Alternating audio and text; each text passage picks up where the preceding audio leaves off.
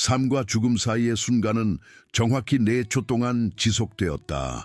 그러나 그 뒤에 이어진 심판은 한 무고한 남자를 거의 파멸시킬 뻔한 영혼으로 이어졌다. 저녁 공기는 습기로 가득했고 고급 해변 리조트는 휴가 분위기로 활기가 넘쳤다. 수영장 옆 조명은 청록색 물 위에 춤추는 듯한 그림자를 드리우며 거의 꿈 같은 분위기를 자아냈다. 손님들은 푹신한 의자에 기대어 칵테일을 손에 들고 있었고 숨겨진 스피커에서는 부드러운 음악이 흘러나왔다. 모든 것이 완벽하고 평온하며 곧 펼쳐질 어둠에 전혀 닿지 않은 듯했다. 김미나는 수영을 하고 있었다. 물속을 능숙하게 가르며 나아갈 때마다 그녀의 머리카락이 뒤로 흩날렸다. 25살의 그녀는 자신감 있는 수영선수라고 스스로 생각했다. 그러나 갑작스러운 쥐가 쇠더처럼 종아리 근육을 덮칠 때 자신감은 아무런 의미가 없었다.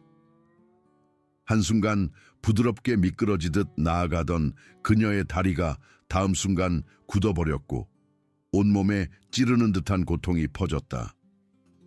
그녀는 숨을 헐떡이며 공기 대신 물을 들이마셨고 갑자기 그렇게나 편안하게 느껴졌던 수영장이 액체 무덤으로 변했다. 처음에는 본능적으로 싸우려는 듯 팔을 마구 휘둘렀다. 그러나 공황은 육체적 노력보다 더 빨리 산소를 소모했고 몇 초 만에 그녀의 움직임은 둔해졌다. 머리 위 몇 피트밖에 안 되는 거리인데도 수면은 아득히 멀리 반짝였다. 물이 그녀의 입, 코를 채웠고 배는 들어오지 않는 공기를 갈망하며 비명을 질렀다. 시야가 가장자리부터 어두워지기 시작했고 허우적거리던 팔은 힘없이 늘어져 중력과 탈진에 몸을 맡겼다. 박준우는 6시간 동안 근무 중이었고 훈련된 경계심으로 끊임없이 수영장 구역을 살폈다. 23살의 그는 5년 경력의 공인 인명구조원이었고 고급 순환 구조 훈련을 마쳤으며 경력 동안 7명의 생명을 구했다. 그는 징후를 알았다. 자신의 심장 박동을 알듯 그것들을 알았다. 김미나의 팔이 움직임을 멈추고 몸이 가라앉기 시작하는 것을 본 순간 그의 마음은 한순간도 주저하지 않았다. 그는 높이 솟은 인명구조원 의자에서 몸을 던졌고 그의 다부진 몸은 공중을 가른 뒤 거의 물보라를 일으키지 않고 물속으로 뛰어들었다. 수년간의 훈련으로 그의 움직임은 유연하고 자동적이었다. 그는 3번의 힘찬 스트로크로 김민에게 다가갔고 그녀의 뒤에 자리 잡으며 손으로 그녀의 몸통을 찾았다. 크로스 체스트 캐리 기술을 사용하여 한 팔로 그녀의 가슴을 가로질러 감싸고 그녀의 머리를 물 위로 지탱하며 다른 한 팔로는 두 사람을 수영장 가장자리로 이끌었다. 그러나 인명구조 기술은 훈련받지 않은 눈으로 보면 불쾌할 정도로 친밀해 보일 수 있다. 수영장 데크에서 최성호는 그날 저녁 3번째 위스키를 홀짝이고 있었고 그의 눈은 술과 편견으로 흐릿했다. 그가 박준우, 젊은 남자, 가 김미나, 젊은 여자의 몸을 감싸 안고 있는 것을 보자 그의 가슴 속에서 추악한 무언가가 꿈틀거렸다. 그는 인명구조원이 임무를 수행하는 것을 본 것이 아니었다. 그는 자신의 편견이 그에게 보여주도록 가르친 다른 무언가를 보았다. 그 여자에게서 떨어져 최성호의 입에서 총알처럼 날카롭고 폭력적인 말이 터져 나왔다. 그는 술잔을 쏟을 뻔하며 앞으로 휘청거렸고 그의 얼굴은 분노로 일그러져 있었다. 저 여자한테 대체 무슨 짓을 하는 거야? 다른 손님들이 돌아섰고 그들의 시선은 눈앞에 펼쳐지는 장면에 고정되었다. 바이럴 영상과 즉각적인 판단의 시대에 휴대폰은 주머니와 가방에서 무기처럼 튀어나왔고 사람들이 실제로 무엇을 목격하고 있는지 이해하기도 전에 카메라가 이미 녹화 중이었다. 박준우는 구조를 계속했고 더 잘 지지할 수 있는 수영장 얕은 곳으로 김미나를 끌어냈다. 그녀의 몸은 그의 팔 안에서 축 늘어져 있었고 얼굴은 도자기처럼 창백했으며 입술은 푸른빛을 띠고 있었다. 그가 조심스럽게 그녀를 수영장 가장자리에 놓으며 기도를 확보하기 위해 옆으로 돌리자 그녀의 입에서 물이 흘러나왔다. 누가 경비원 좀 불러요. 모여드는 사람들 속 어딘가에서 한 여자가 날카롭게 소리쳤다. 그가 여자를 공격하고 있어요. 그 말들은 박준우에게 물리적인 충격처럼 다가왔지만 그는 멈출 수도 자신을 변호할 수도 없었다. 김미나의 생명이 위태로웠고 매 순간이 중요했다. 그는 대한적 십자사 자격증에서 배운 대로 그녀의 어깨뼈 사이에 단호하게 등 부위를 두드렸고 의식의 징후를 필사적으로 지켜봤다.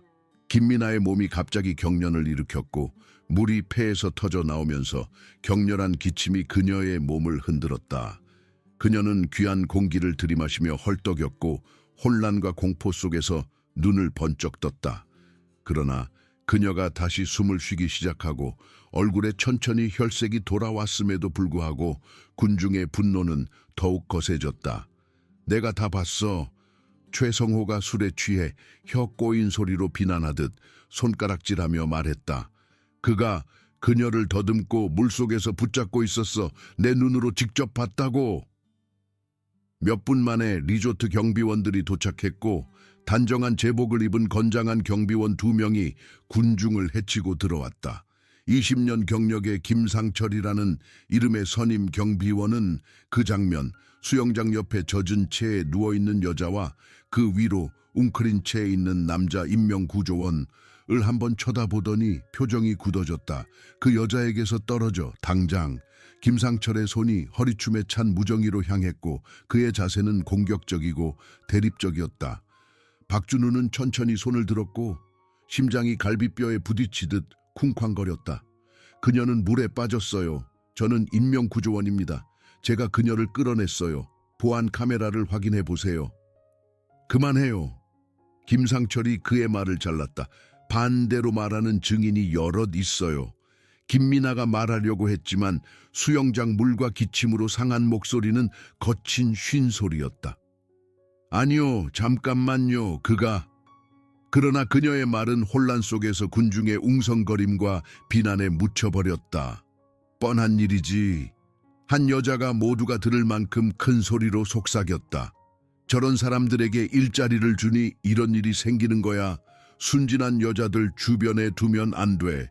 그 차별적인 뉘앙스는 전혀 미묘하지 않았지만 아무도 이의를 제기하지 않았다. 대신 고개들이 동의하듯 끄덕여졌고 휴대폰은 계속 녹화되었으며 이야기는 콘크리트처럼 굳어졌다. 리조트 수영장에서 한 남자가 한 여자를 폭행했고 정의가 실현되어야 한다는 것이었다. 박준우는 분노가 아닌 탈진으로 인해 무언가 내면에서 무너지는 것을 느꼈다. 그는 몇 번이나 자신을 증명해야 했을까? 수많은 자격증, 수많은 생명을 구한 일, 수년간의 봉사가 비상적인 판단 앞에서는 아무런 의미가 없단 말인가? 그는 이전에 차별을 겪어봤었다. 미묘한 미세 공격, 의심스러운 시선, 그가 지나갈 때 잠기는 자동차 문들. 그러나 이것은 달랐다. 이것은 그의 능력, 그의 인격, 그의 모든 정체성이 실시간으로 고정관념으로 축소되는 순간이었다. 김상철이 그의 팔을 잡고 끌고 가려 할 때 박준우는 수영장 물에 떠있는 무언가를 발견했다. 4년 전 암으로 세상을 떠난 어머니가 그를 위해 만들어준 단순한 역근 팔찌가 구조 중에 벗겨진 것이었다.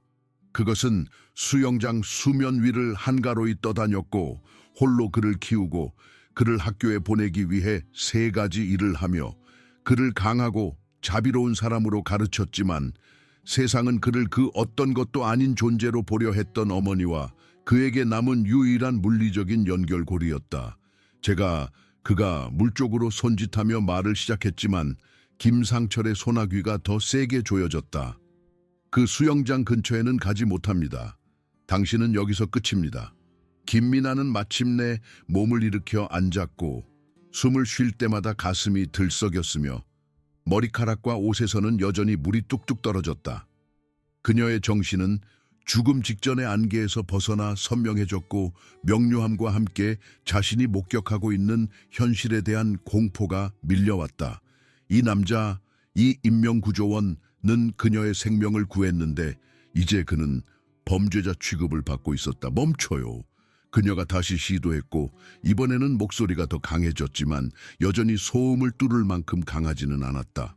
최성호가 박준우에게 바싹 다가섰고 그의 숨결에서는 위스키와 증오의 냄새가 풍겼다.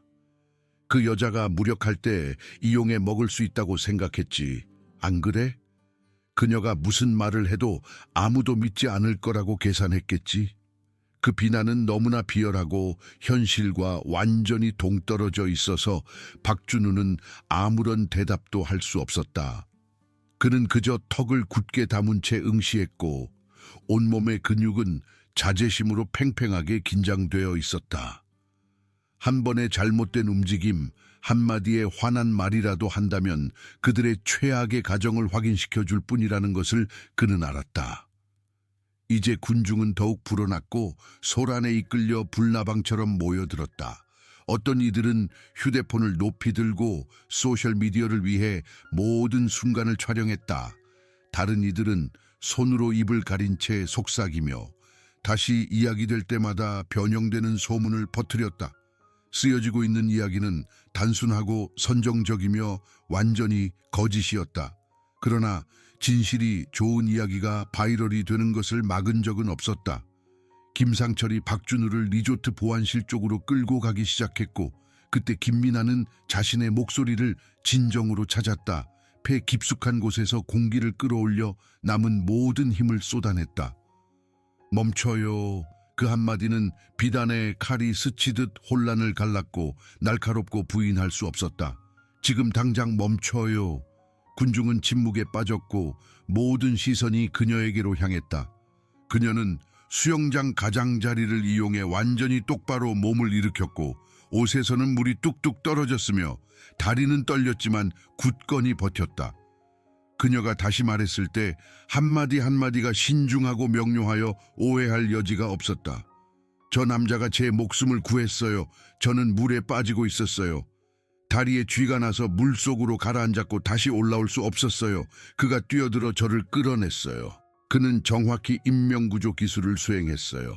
그가 없었다면 저는 지금 죽었을 거예요. 최성호의 얼굴은 더욱 붉게 달아올랐다. 잠깐만요. 저는 봤어요. 당신은 보고 싶은 것을 본 거예요. 김민아가 그의 말을 끊었고 그녀의 목소리는 한마디 한마디에 힘을 얻었다. 당신은 한 남자가 한 여자를 만지는 것을 보았고 당신의 편견이 나머지를 채웠을 뿐이에요. 하지만 실제로 일어난 일은 훈련받은 전문가가 자신의 일을 수행하여 한 사람의 생명을 구한 것이고 당신은 술잔을 들고 서서 그를 판단했을 뿐이에요. 뒤따른 침묵은 깊었고 수치심과 깨달음으로 무거웠다. 분노로 일그러졌던 얼굴들은 이제 혼란, 당혹감, 그리고 끔찍한 이해의 느린 시작을 보여주었다. 보안 카메라요. 김민아가 김상철에게 돌아서며 말을 이었다. 보안 카메라를 확인해 보세요. 이 수영장의 모든 것을 기록하고 있죠. 안 그래요? 확인해 보세요. 제가 말하는 것이 정확히 보일 거예요. 김상철의 박준우 팔에 대한 소나기가 살짝 풀렸다. 영상을 검토할 수는 있지만 그럼 지금 당장 하세요. 김민아의 목소리에는 논쟁의 여지가 없었다. 왜냐하면 당신이 인종차별적인 가정과 군중 심리에만 근거하여 이 남자를 끌고 간다면 저는 이 리조트와 당신 개인 그리고 이 집단적 마녀 사냥에 참여한 모든 사람을 고소할 거예요. 마녀 사냥이라는 단어는 천둥처럼 강타했다. 군중 속 몇몇 사람들은 자신들이 가담했던 일에서 물리적으로 거리를 두려는 듯 실제로 몇 걸음 뒤로 물러섰다. 휴대폰은 황급히 내려지고 주머니에 넣어졌다. 김상철이 태블릿으로 보안 영상을 띄우는 데는 15분이 걸렸지만 마치 몇 시간처럼 느껴졌다. 군중은 움직이지 않고 넋을 잃은 채 남아있었고 많은 이들이 분명히 떠나고 싶어 했음에도 떠날 수 없었다. 김민아는 박준우 가까이에 머물며 그와 다른 사람들 사이에 자신을 위치시켰고 그녀의 존재는 더 이상의 비난에 대한 방패가 되었다. 영상이 재생되었을 때 그것은 부인할 수 없는 이야기를 들려주었다. 김미나가 수영을 하고 있었다. 그녀의 몸이 굳어버리는 순간 갑작스러운 멈춤, 그리고 곧바로 정적으로 변하는 격렬한 몸부림이 있었다. 박준우는 위험을 감지하는 즉시 의자에서 몸을 던졌고 그의 다이빙은 정확하고 전문적이었다. 수중 카메라는 그의 접근, 신중한 자세, 교과서적인 크로스 체스트 캐리 기술을 포착했다. 영상은 그의 얼굴, 집중하고 단호하고 걱정스러운을 보여주었고 그것은 생명을 구하기 위해 싸우는 사람의 표정이었지 해치려는 사람의 표정이 아니었다.